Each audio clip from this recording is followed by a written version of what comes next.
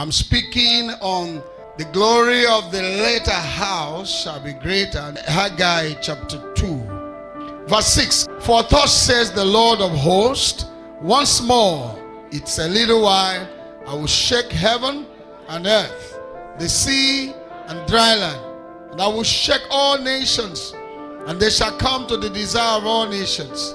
And I will fill this temple with glory, says the Lord of hosts. The silver is mine, and the gold is mine, says the Lord of hosts. The glory of this later temple shall be greater than the former, says the Lord of hosts.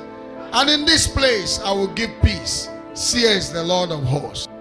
God said here he was going to shake the heavens and the earth. In these few verses, you find the Lord of hosts about 5 times.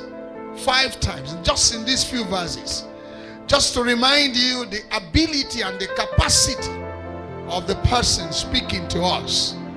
You know, just for you to not to forget that the man speaking here, the person rather speaking here, is not your great-grandfather's age mate. For you to understand that he is the Lord of hosts. He has the armies of heaven and the earth, and he has all the capacity to do it. He said, as says the Lord of hosts, said he was going to shake the heavens, he was going to shake the earth, he was going to shake the dry land, and the sea and everything will be shaken, just to prepare the nations for the desire of all nations, which is Jesus coming back to the earth. But before the coming of Jesus, he jumps and says that this temple, speaking prophetically, was going to be filled with his glory.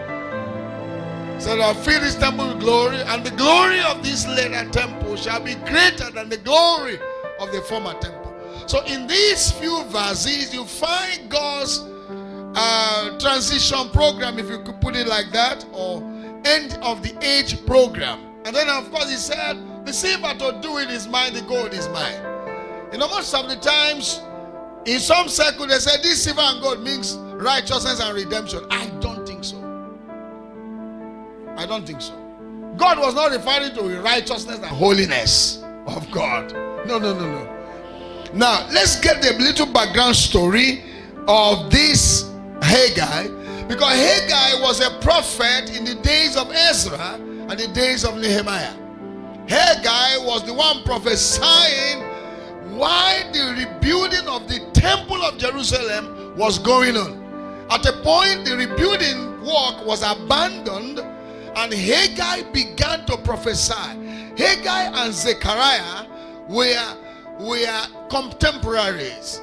Remember, Zechariah prophesied about the measuring line, you know, showing that God was about to do a massive reconstruction, a massive rebuilding of the place. And Zechariah began to speak to God. He said, God, through prosperity, your house, your city shall be spread abroad. In other words, he was interceding to God to release prosperity to his people so that his work will be done.